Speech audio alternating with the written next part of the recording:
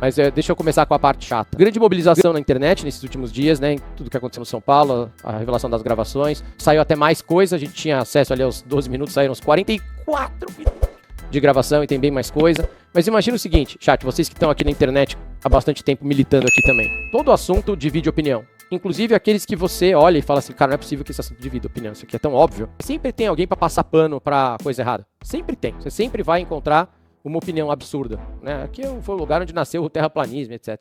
Você sempre vai encontrar. Eu não me lembro de ter visto um assunto que tem, pelo menos na internet, que não é tudo, né? Não é a vida real, mas é um negocinho pra medir, que tenha 100% assim a opinião, todo mundo pensa 100% igual. Não tem um torcedor são paulino passando pano pro que tá acontecendo no São Paulo, nenhum, zero. Total de zero. Ninguém. Todo mundo tá contra, todos os torcedores, todos os canais, todos os influenciadores, todo mundo tá indignado. Não tem ninguém falando, mas será que... mas vamos dar o benefício da dúvida. Porque o áudio é tão grotesco, né? Uma confissão tão grotesca. E é raro, hein? Você pegar tem 100% das pessoas. Só tem um lugar onde tem gente passando pano ainda pro Júlio Casares, pros diretores do Júlio. Só tem um lugar. É o São Paulo Futebol Clube. É dentro do clube.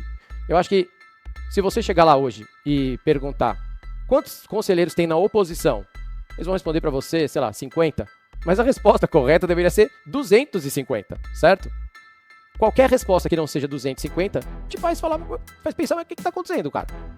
Como é que pode hoje lá no São Paulo não ter 100% de oposição, depois de tudo que vazou? Por que ainda tem gente que está agarrada nessa administração? Como pode?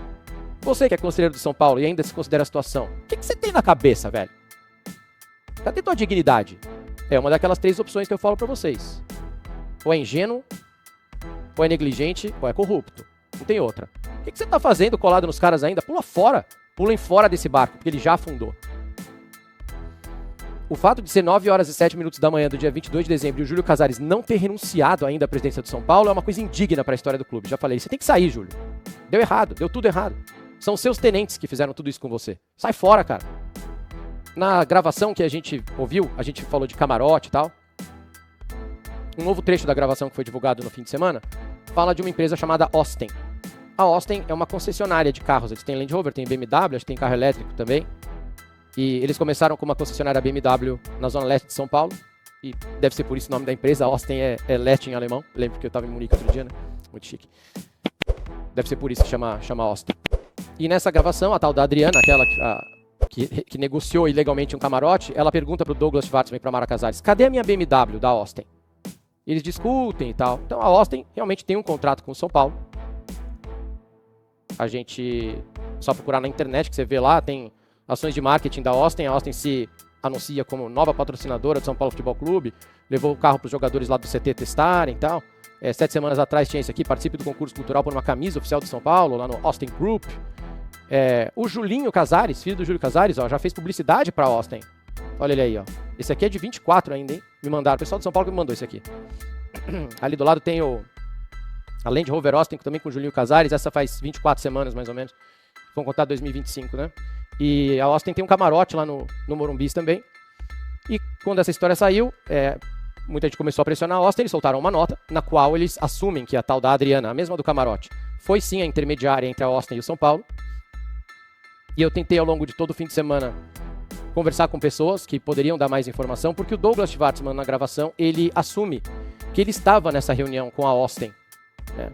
Para que a Austin queria patrocinar o São Paulo Futebol Clube e tá com um camarote lá, tá? E eu queria muito confirmar uma coisa super pequenininha, gente. Não precisa nem muito longe. Eu só queria confirmar quem é que estava na reunião. Se o Douglas realmente estava nessa reunião com a Austin, o Austin Group, negociando uma participação deles no CT e camarote. E eu consegui confirmar, o Douglas assume na gravação que ele estava na reunião, mas eu consegui confirmar com uma outra fonte, que sim, o Douglas Schwartzman, que é diretor adjunto da base, participou dessa reunião com o Austin Group. E aí eu fico me perguntando, chat, vocês são inteligentes, vocês já sacaram. Que diabos um diretor adjunto da base está fazendo numa reunião do marketing do São Paulo? Em qual empresa do mundo, um cara que não tem nada a ver com marketing, absolutamente nada a ver com o assunto, aparece numa reunião do marketing? Mas fala, não, mas talvez já tenha alguma coisa em Cotiá, assim, os moleques de menor de idade dirigindo, era isso, era uma campanha contra menores de idade dirigindo o carro, por favor. O que o diretor adjunto da base estava fazendo numa reunião com a Austin? A Austin, então, diz em nota que tudo foi comandado pelos departamentos de marketing do São Paulo e da Austin. Eu hoje de manhã já mandei um questionamento ao departamento de marketing do São Paulo. Estou aguardando a resposta deles para eles me explicarem o que o Douglas Schwartzman estava fazendo na reunião. E se a Austin deu carros, a Austin não quis dizer na nota, e eu pressionei algumas pessoas lá, eles também não quiseram falar. Quantos carros a Austin deu ao São Paulo e onde é que estão esses carros? Com quem estão esses carros, se é que foram cedidos? Porque pelo jeito, o Douglas fala, os carros foram cedidos ao São Paulo Futebol Clube, tá? Então, onde estão os carros? Austin, vocês precisam dizer pra gente, sejam transparentes. Ninguém tá dizendo que vocês têm culpa de nada, vocês provavelmente foram vítimas também, de alguma coisa. Onde é que estão esses carros? Com quem estão esses carros? Quantos carros são? Acho que o torcedor de São Paulo quer saber. E aí eu preciso tirar algumas coisas aqui de dentro do meu coração ainda também. Hoje o Danilo Lavieri do UOL publicou que a Polícia Civil já está investigando São Paulo, já tem inquérito aberto, mas eles estão investigando transação de jogadores. O que, ok, legal, acho que precisa olhar mesmo, mas, pô, na minha cabeça, não sei o que vocês acham, chat, é a opinião aqui, nós, em família. Talvez seja o caminho mais difícil, porque transação de jogador tem muito intermediário, tem muita comissão a ser paga, então eu não sei se esse é o lugar mais fácil, sabe? Talvez o mais fácil seja olhar onde estão as BMWs da Austin e os outros camarotes também. Vocês lembram que até que o Henri Castelli foi processado outro dia e perdeu, porque ele foi repassar o camarote dele? Ele foi fazer exatamente o que a Adriana foi fazer. Foi vender o camarote para uma empresa de fora e não podia. Então acho que os camarotes do Morumbis e esse contrato com a Austin, aliás, todos os contratos do Morumbis e todos os contratos da camisa do São Paulo de patrocinador, talvez seja mais fácil de olhar do que transação de jogador. Transação vai ser bem difícil de pegar, hein? Tem muita coisa de fora. É Rússia. Como é que você vai conseguir coisa da Rússia? Da Ucrânia? Muito difícil, cara. Eu iria nos contratos, né? Eu começaria pelo da Austin. Mas aí o que me incomoda, chat, que eu queria tirar do meu coração antes da gente falar de Corinthians, já vou falar do Coringão, é uma questão de lógica. Para ter crime, tem que ter vítima, certo? Quem é a vítima? É o São Paulo Futebol Clube, é o clube. Mas o clube, ele não existe, certo? Ele é uma laje, ele é uma piscina, às vezes sem água. Ele é uma festa junina caríssima. Ele não existe. Ele precisa de representantes. E o representante do clube quem é? O Júlio Casares, ele é o presidente. Então, veja que situação louca. Não tem vítima, entendeu? Vocês estão me acompanhando ou não? Porque eles podem fazer a mesma coisa que fizeram em 2022, quando o senhor Douglas Schwartzman estava sendo processado por lavagem de dinheiro. São Paulo vai lá e diz em juízo, tá tudo bem, foi tudo tranquilo, esses pagamentos foram todos normais para nós, não tem problema. Se a vítima vai lá e fala que não tem nada, o que acontece? Você abre um inquérito e a vítima fala, não, tá de boa, pessoal, não, aqui tá tudo bem. A gente ganhou 3 BMW e a gente deu para os nossos diretores porque eles merecem, eles são muito legais e a gente ama eles e a gente deu de presente pelos serviços prestados ao Tricolor. O que você faz?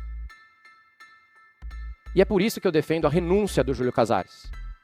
Precisa ter uma empresa, uma intervenção no São Paulo, com um advogado ou com uma consultoria, e que nesses advogados e consultoria não tenha nenhum amigo de conselheiro, entendeu? O conselheiro fala, não, eu tenho um primo que trabalha... Não tem que ter primo de conselheiro, não tem que ter irmão de conselheiro, não tem que ter amigo de conselheiro, independente. Tira todo mundo.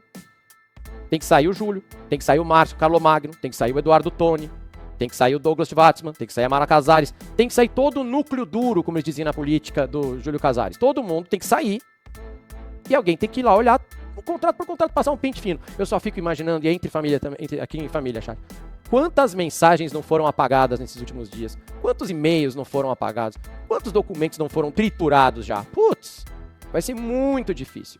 Mas esses caras têm que sair. Eles não podem continuar no cargo. O Júlio Casares não podia continuar no cargo nem 10 minutos depois daquela gravação. O que ele tá fazendo lá? Vão abrir impeachment, vai demorar. Sai fora, velho. Sai todo mundo, sai. Vocês não têm nada a esconder. Vocês não têm nada a temer. Vocês estão sendo injustiçados. Então sai. Sai, deixa uma empresa de fora olhar. Mostrem tudo. Abram todos os contratos, já que vocês não têm nada a esconder. Vou propor uma situação hipotética para vocês agora, chat. Imagina aqui comigo que ontem a final da Copa do Brasil foi São Paulo e Vasco. E o São Paulo venceu. Hipotético. Porque eu tô vendo vocês corintianos aqui no chat. Tô ouvindo vocês. Tô lendo também. Isso vale pra vocês, corintianos. Não é porque, o Thiago tem inveja do Corinthians. Não. É porque a gente tá no mesmo barco, gente. Nós estamos sendo investigados pela polícia. Nós, São Paulinos, e vocês, corintianos. É o mesmo delegado da Vai de Bet. Então, uma situação hipotética pra vocês, chat. Corintianos, se coloquem no meu lugar agora. O São Paulo venceu o Vasco ontem e foi campeão da Copa do Brasil. Só que a gente teria a mesmíssima gravação, os mesmíssimos diretores assumindo que fizeram coisa errada, tudo igual, polícia investigando, tudo igual, só que o São Paulo estaria na final da Copa do Brasil e a gente ganhou. Sabe o que estaria acontecendo hoje e nessa última semana? O Bruno Gilfrida, o Pedro Lopes, o Gabriel Sá, eu e os outros 40 canais são paulinos que estão falando do assunto, a gente já tá tomando muita porrada desse chat aqui, de muitos de vocês, de muito torcedor, da organizada. Cala a boca, estão tentando tumultuar, agora não é hora de falar disso. Agora os políticos do clube iam estar lá, sujos de champanhe, com uma faixa escrito é campeão, dizendo, nós estão tentando tumultuar nossa gestão, a oposição, blá blá blá blá blá blá blá blá blá. Vocês iam estar todos mandando a gente calar a boca. Só que, cara, é a mesma gravação, é a mesma situação. Por que eu tô dizendo isso? Porque o futebol, ele entorpece a gente. O futebol tem esse efeito maluco. Eu tô vendo vocês do chat hoje celebrando o título do Corinthians. Assim, tudo bem, a gente tem que celebrar mesmo. O clube e a torcida não tem nada a ver com isso. Mas a gente não pode passar pano. A gente não pode achar que o que tá acontecendo... a gente não pode misturar o futebol com isso. Porque eu juro pra vocês, falo como um cara que ganhou a Copa do Brasil outro dia, certo? Eu prefiro não ganhar a Copa do Brasil e arrumar o clube. Arrumar o clube, tirar esses caras de lá hoje, tirar essa galera que tá fazendo mal pro São Paulo, é muito mais valioso do que jogar Libertadores 2026, a longo prazo.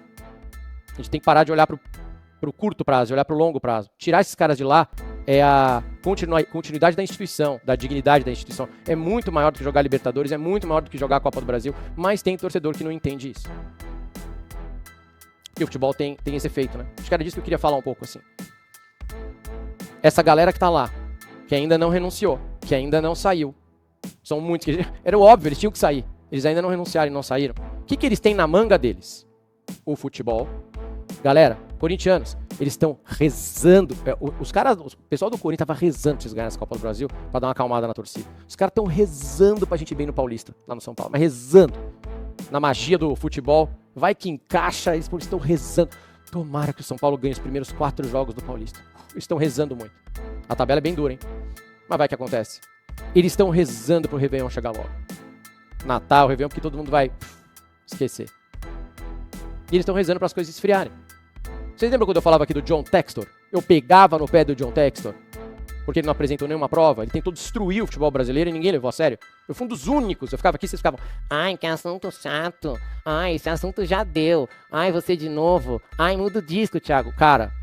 O pilantra, ele torce muito por esse comportamento de alguns de vocês. Muito. Porque fica chato. E o assunto vai ficar chato já já. Hoje a gente tá aqui em cima do assunto. São Paulo não tá disputando nada. O time foi mal. E a gente tem uma gravação bizarra, certo? Mas já já o assunto vai ficar chato. E eles lá, que não renunciaram ainda, estão torcendo tanto pra esse assunto ficar chato. Cara, o maior problema deles é que eles não conseguiram fazer uma contratação midiática nesses últimos 5 dias. Eles estavam loucos pra anunciar alguém, pra vocês ficarem todo mundo... Entendeu? Pra acalmar. Então a gente tem, eu acho, nós todos, São Paulinos. Nós São Paulinos, eu sou só um torcedor, que eu tenho um canal no YouTube. Mas eu sou um. Eu vi que tem mais de 40 canais falando disso, certo? Que se reuniram outro dia numa grande live. Tem gente lá do clube preocupada também. A gente tem que fazer um pacto. Nós todos aqui, tem que fazer uma promessa. Promessa do dedinho, entre nós todos aqui. Se você tem conta no YouTube ou não, se você é jornalista ou não, se você é fanático ou não, mas a gente tem que fazer um pacto. E o primeiro é, a gente não vai deixar o assunto esfriar.